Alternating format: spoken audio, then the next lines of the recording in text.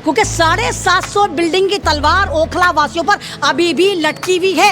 DDA के portal पे 750 building अभी भी सन 2016 में चढ़ी हुई है और डीडीए की नजर में वो बिल्डिंग कहीं ना कहीं या तो डेमोलिश हो गई या सील है। लेकिन 1-2 महीने से लड़ रहे हैं मतलब तो ये लड़ाई। तो आप देखिए, कानूनी कार्रवाई में थोड़ा समय जरूर लगता है, लेकिन ऐसा नहीं है इंशाल्लाह कि हिंदुस्तान का कानून इतना लचर पचर है। जहाँ बेचारा कोई बहुत काबिल आदमी होता है, उसको लगता है नहीं मेरा तो वाइट मनी, मैं तो मकान बना के छोड़ूंगा, और वो कहीं ना कहीं पैसे नहीं दे पाता तो उनके ऊपर स्टे आते हैं और उनके मकानों को फिर डेमोलिश करा जाता है। लेकिन वो जमाने का है कि अबाबील की मदद आएगी, अब अबाबील नहीं आएंगी, अब आपको अपनी मदद खुद करनी होगी। अल्लाह ताला ने आपको अक्ल शऊर दी है, आपको दिमाग दिया है।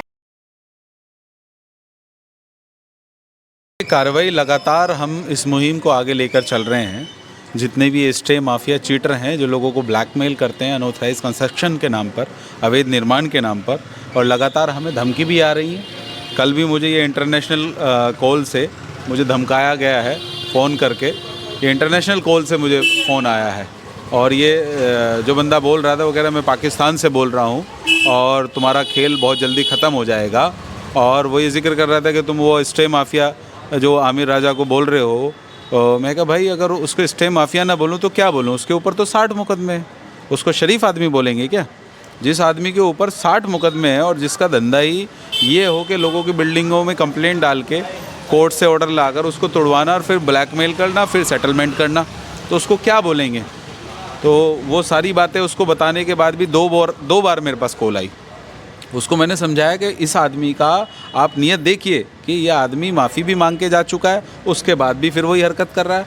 आपको पता है 7-8 तारीख का फिर नोटिस पहुंचा है वहाँ शाहीन बाग में जो हाजी जी हैं जिनका डेमोलिशन 2 बार हो चुका है और कोर्ट का ऑर्डर नहीं है, वो एमसीडी से हो रहा है। मिली भगत एमसीडी का कोई आदमी है जिसका नाम यहाँ पे अभी सामने नहीं आया, मैं तफ्तीश कर रहा हूँ। कोई इनके साथ में बड़े लेवल का एक सिंडिकेट जुड़ा हुआ है, उसमें यहाँ के जो नेता हैं उनका भी संरक्षण प्राप्त है इनको बड़ा। जैसे ये आमिर राजा जो नाम सामने आया वेलकम से, 60 मुकदमे हैं इसके पूरे दिल्ली के ऊपर, जो दिखाया भी इससे पहले।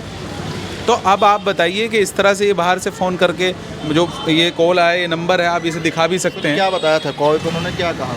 व्हाट्सअप कॉल आई, वो रिकॉर्ड तो हो नहीं पाई, तो व्हाट्सअप कॉल से वो वही कि आप लोग ये जो उसके खिलाफ मुहिम कुछ उन्होंने नहीं उन्होंने नाम नहीं बताया। मैंने कई बार पूछा है, नाम नहीं बताया कि, लेकिन वो कह रहे कि आप लोग जो उसके खिलाफ ये मुहिम चला रहे हो। तो मैंने उसको ये कहा, जिस बंदे ने कॉल किया, मैं कहा उसके सिर्फ आमिर राजा के खिलाफ हमारी मुहिम नहीं है, ये मुहिम हर उस आदमी के खिलाफ है जो स्टे माफिया चीटर है, जो गरीब लोगों के, शरीफ आवाम के मकानों को, घरों को तोड़वा कर उनसे ब्लैकमेलिंग करता है।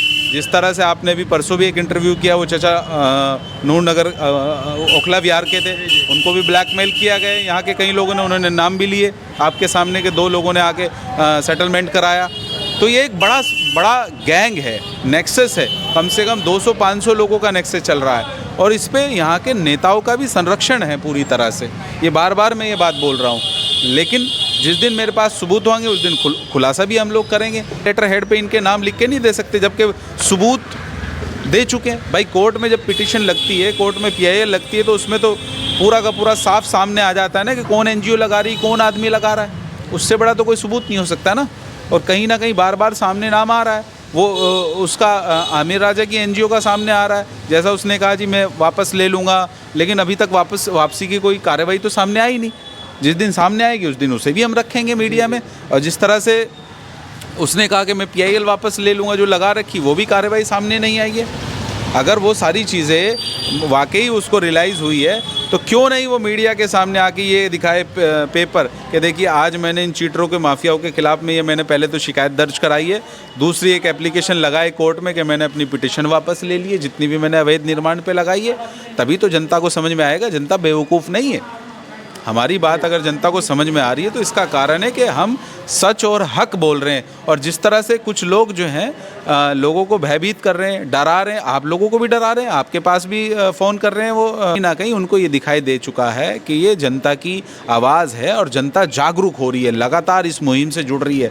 और बहुत जल्द इंशाल्लाह हम एक बड़ा मार्च निकालेंगे इलाके में, हम लोग मिलकर इंशाल्लाह जितने भी। और ये सिर्फ लड़ाई शहजाद की या अहमद या कोई भी नाम जोड़ लो आप, ये उसकी नहीं है। ये लड़ाई हर उस आदमी की है जो चाहता है इन चीटर माफियाओं का ओखला से सफाया हो। ठीक है।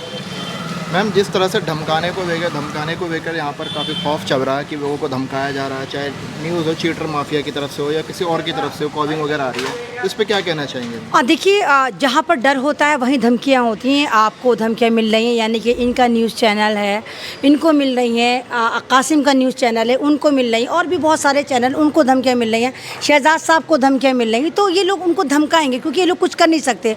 और दूसरी बात, जब हम उन लोगों के नाम बता रहे हैं, उनके पूरे प्रूफ दे रहे हैं, उनकी एनजीओ का पूरा डेटा दे रहे हैं, तो कम से कम हमारे इलाके के विधायक और तमाम जितने भी काउंसलर उस एरिया के आते हैं जहाँ जहाँ ये डेमोलिशन चल रहा है, या जहाँ उन एनजीओ ने अपनी एनजीओ का लेटर लगाकर उस मकान को गिराया या चंदा वसूली करी, तो कम से कम इन लोगों को दो बात करनी चाहिए। या तो ये कह दें कि हम लोग झूठ बोल रहे हैं, ये जो हमने इन पे इल्ज़ाम लगाए वो अपने लेटर पैड पर लिख कर दे दें विधायक साहब और यहाँ के काउंसलर कि नहीं नहीं ये वाली बात इनके इल्ज़ाम है, और अगर ये वाली बात सही है तो वो इस वाली बात को भी जस्टिफाई करें कि हाँ इन लोगों ने जो बेनकाब करा है ये वाकई ही सिंडिकेट है और ये वाकई सारे के सारे स्टे माफिया हैं। अब आप ये देखिए कि लगातार हमने बताया कि कुछ स्टे माफिया हैं, लेकिन क्या आपको लगता है कि सिर्फ ये कुछ स्टे माफिया हैं? ओखला में अगर 95% इमारत बनी हुई है, बिल्डिंगें बनी हुई हैं, फ्लैट्स बनी हुई हैं, हर एक ने अपनी बिल्डिंग पर उगाई दी है। जहाँ बेचारा कोई बहुत काबिल आदमी होता है उसको लगता है नहीं मेरा तो वाइट मनी है, मैं तो मकान बना के छोड़ूंगा, और वो कहीं ना कहीं पैसे नहीं दे पाता तो उनके ऊपर स्टे आते हैं और उनके मकानों को फिर डेमोलिश करा जाता है। लेकिन जिस तरह आपको धमकियाँ मिल रही, तमाम ओखला के लोगों को जो इस मुहिम में जुड़ रहे हैं उनको धमकाया जा रहा है, और तमाम स्टेबाजी धमकियाँ दे रहे हैं, नंबर बदल बदल के, कभी इंटरनेशनल कॉल से दे रहे हैं। अभी आपने देखा एक चीटर माफिया को पकड़ा गया, माफ़ी मांगने आया, फिर वो कह रहा है कि नहीं जी मेरा तो चीज़ से लेना देना था। अबे यहूदी की नस्ल के भौंकने वाले कुत्तों, तू यहाँ पर क्या करने आया था? या तू समोसे खाने आया था RWA के ऑफिस में? तू यहाँ करने क्या आया था? यहाँ मालाएं पहनने आया था?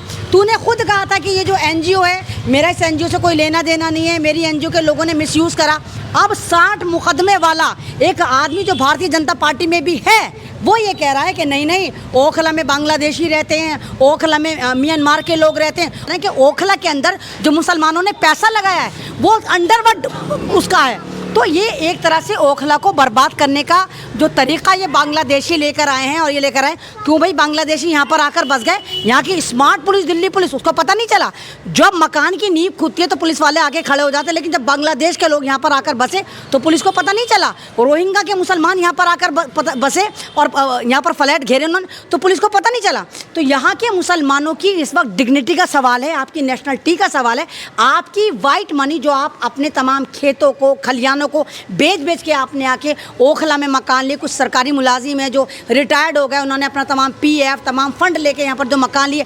आपकी तो नेशनलिटी पे ही सवाल आ गया, आपको तो अंडरवर्ल्ड डॉन का बता दिया कि आपने अंडरवर्ल्ड डॉनों से पैसा लेकर लगाया है। तो इस बात पर ओखला के उन तमाम लोगों को जो ओखला में 12 लाख की आवाम है उसको अवेयर होना चाहिए, उनको जवाब देना चाहिए। और ये 2-2 कौड़िया जो चैनल हैं जिनकी कोई औकात नहीं, वहाँ बैठकर ये स्टे माफियाओं का ही गैंग, चैनल भी स्टे माफियाओं के, बैठने वाला भी स्टे माफियाओं का बंदा, और आप 12 लाख आवाम को टारगेट कर रहे हैं। तो आपको इन लोगों के चैनलों पर भी कार्रवाई करनी चाहिए कि ये तमाम के तमाम ये जो हैं ये चोर हैं और इनका कहीं ना कहीं कोई भी कनेक्शन जर्नलिज्म से नहीं है, ये खुद सारे के सारे डराने वाले हैं।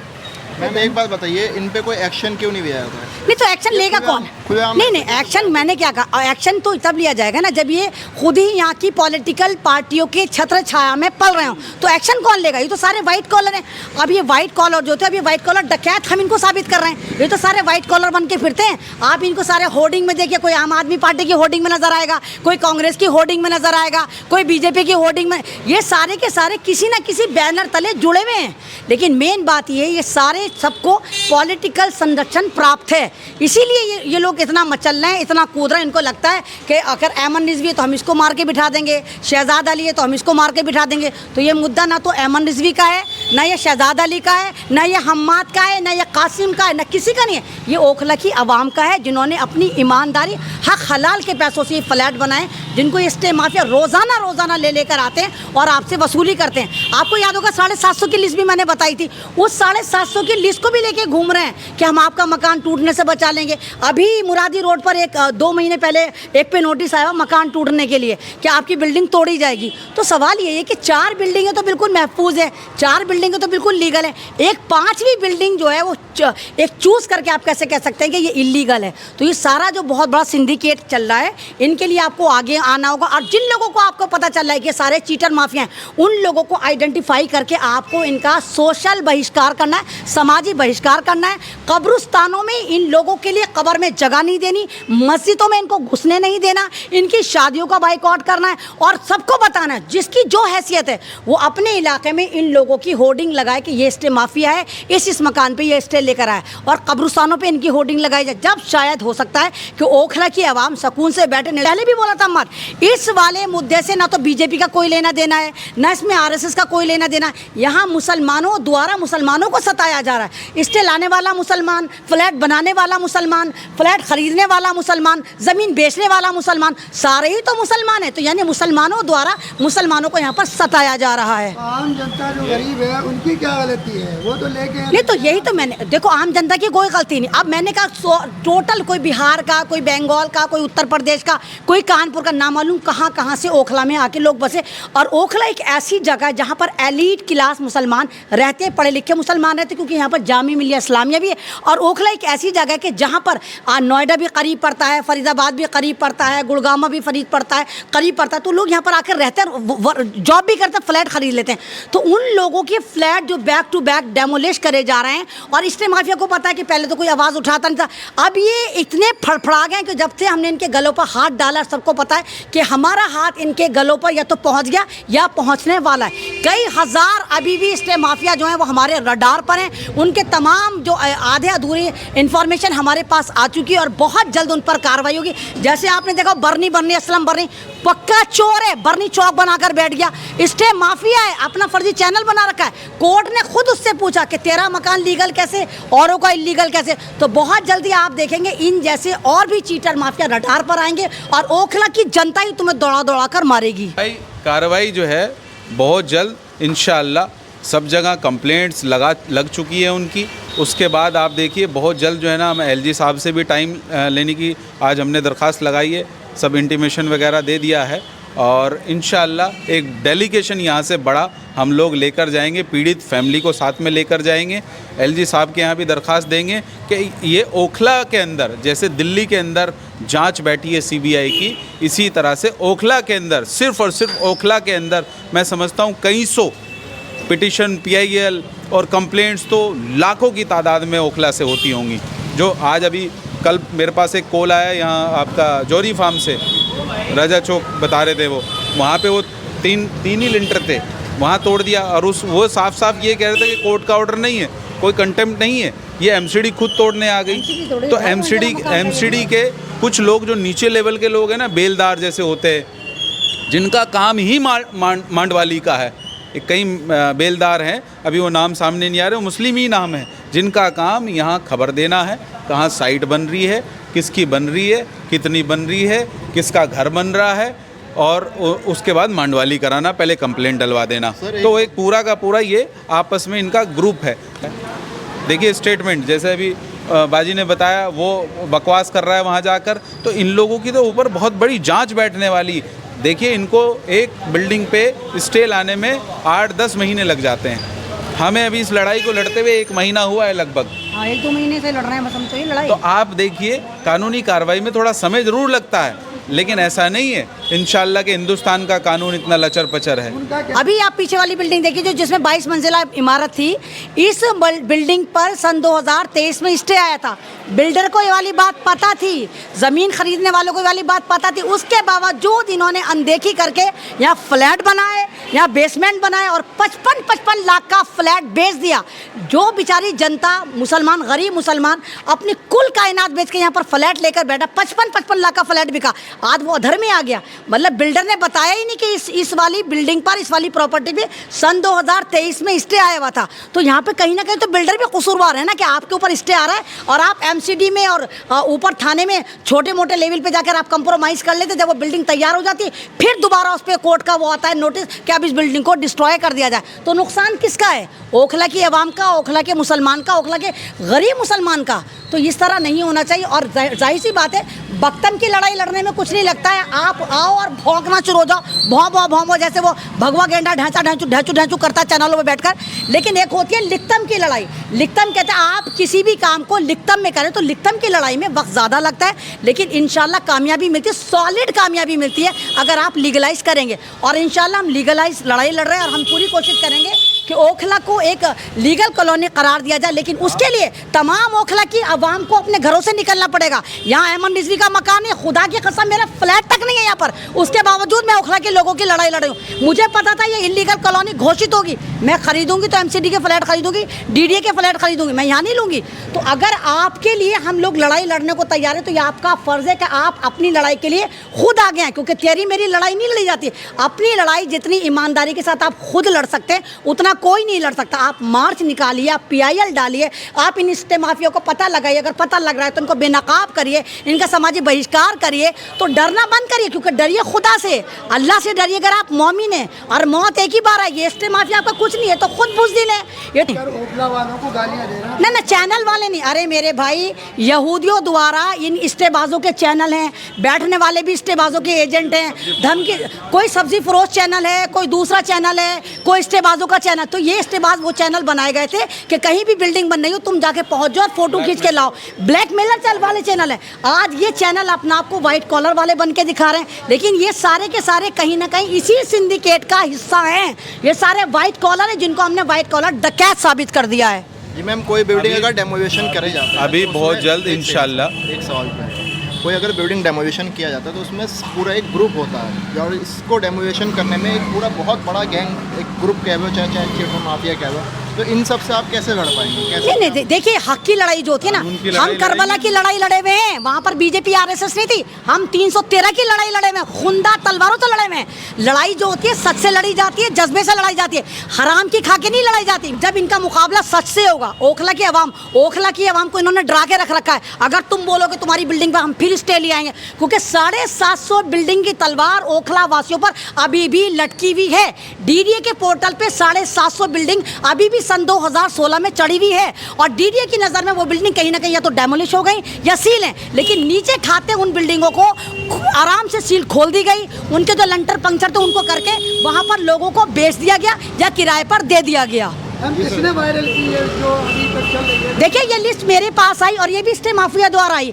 जब मैंने इस लिस्ट के बारे में तमाम 10,000 लोगों को मैंने वो वायरल करा और पूछा कि इस लिस्ट की हकीकत क्या है, तो लोगों के पास मेरे पास लोगों की प्रतिक्रिया आनी शुरू हुई। लोगों ने कहा कि ये लिस्ट हमारे पास कुछ लोग लेकर आ रहे हैं और कह रहे हैं कि हम इस आपके मकान को बचा सकते हैं, आपका मकान भी, आपकी बिल्डिंग भी इस लिस्ट में, आप हमें 3 लाख दे दो, आप हमें 4 लाख दे दो। फिर मैंने उस लिस्ट की सच्चाई देखी तो MCD के पोर्टल पर वो सन 2016 में लोड करी गई। ज़्यादातर बिल्डिंग उसमें या तो डेमोलिश हुई हुई है या उन पे स्टे आए हुए, या वो डेमोलिश होनी थी या वो सील हुई हुई है। वो सारी वही बिल्डिंग है जिनको MCD की तरफ से डेमोलिश करा गया या उन बिल्डिंगों को पंक्चर कर, सारी वही लिस्ट है वो, जिनमें 750 की वो लिस्ट है। कम से कम 10-12 हज़ार वो फ्लैट है जिनकी वो लिस्ट है। जी सर, आप क्या कह रहे थे आप? जी मैं ये बोल रहा था कि जो ये हमारी लड़ाई है, देखिए लड़ाई कहीं ना कहीं इस मोड़ पे आ गई और ये ओखला की आवाम की लड़ाई है कि किसी की ज़ाती लड़ाई नहीं है। हमारी किसी भी स्टे माफिया चीटर से कोई ज़ाती लड़ाई नहीं है। हमारी एक ही आवाज़ है कि या तो ये स्टे माफिया धंधा छोड़ दो या ओखला छोड़ दो, नहीं तो जेल तो जाना पड़ेगा, कानूनी कार्रवाई तो होगी। अभी बहुत जल्द हम लोग इंशाअल्लाह इनके ऊपर यहाँ ओखला के अंदर जांच करवाएंगे और जब जांच बैठेगी उस जांच में इंशाअल्लाह दूध का दूध, पानी का पानी अपने आप हो जाएगा। ओखला की आवाम से मैं ये कहना चाहता हूँ, अगर ओखला की आवाम ये चाहती है इस लड़ाई को ओखला की आवाम जीते, हम जीतें, तो वो इन लोगों के पर्दाफाश करना शुरू करे, इनका सोशल बाइकआउट करना शुरू करे। अब लगातार कोर्ट के अंदर आवाम की तरफ से कोई एडवोकेट की तरफ से जो वहाँ पे रिप्रेजेंट कर रहे हैं, PIL डाल रहे हैं, रिट पिटिशन लगा रहे हैं, तो कोर्ट को भी पता चल रहा है कि इन लोगों का ये धंधा है। आप लोग जेल जाएंगे, वो लोग कह रहे हैं आप लोग जेल जाएंगे। नहीं, हम तो जेल संविधान हम जेल जाने को तैयार हैं। अगर हम कल्पित हैं, हम मुजरिम हैं, हमने किसी को झूठ बोला है तो हम जेल जाने को तैयार हैं। और ओखला के अवाम से अपील है कि ये तेरा मुद्दा मेरा मुद्दा नहीं है, हमारा मुद्दा है। वी आर फैमिली, हम आपके लिए खड़े हुए हैं। आप खुदारा आगे आइए, नहीं तो ओखला में आग फैल चुकी है। आज तेरा मकान, कल मेरा मकान, ऐसे करते करते इस्तेबास पूरे ओखला को जमीन दोस्त कर देंगे। तो आपकी लड़ाई है, आप आगे आइए, इस मुहिम में जुड़िए और अपने अपने मकानों को सेव करिए, अपनी औलादों को सेव करिए। क्योंकि अगर आप चाहते कि बाकी ओखला का अस्तित्व बचा रहे तो इस लड़ाई में आपको आगे आना होगा। और ये हमारी लड़ाई है, ये अहमद रिजवी की मेरी लड़ाई नहीं है, ये हमारी हम सबकी लड़ाई है। क्योंकि मुसलमान कभी भी किसी मुसलमान का बुरा कर ही नहीं सकता। मेरा दीन सिखाता ही नहीं कि मुसलमान का तो क्या, आप किसी भी इंसान को नुकसान पहुंचा ही नहीं सकते। अगर खुदा की कसम आप मोमिन हैं, आप मोमिन किसी इंसानियत का नुकसान नहीं। ये फाइनली क्या कहना चाहेंगे यहाँ के आवाम को, यहाँ की पब्लिक को? देखिए, मैंने कहा डरना माना, डरिए मत, होश से काम लीजिए। आप सही हैं, आपने हलाल पैसे से फ्लैट खरीदे हैं, तो इंशाल्लाह हमें पूरी उम्मीद है कि अल्लाह ताला की तरफ से आपको मदद आएगी। लेकिन वो ज़माने गए कि अबाबील की मदद आएगी, अब अबाबील नहीं आएंगी। अब आपको अपनी मदद खुद करनी होगी। अल्लाह ताला ने आपको अक्ल शऊर दी है, आपको दिमाग दिया है, जुडिशरी दी है, आप भारत में रहते हैं, संविधान से भारत चलता है। तो आप अपने मकानों को, अपनी प्रॉपर्टी को सेव करिए और इन दलालों को, इन चीटर माफियाओं से बचकर रहिए और इनके खिलाफ एक मुहिम चलाइए और इनका सोशल बहिष्कार करिए।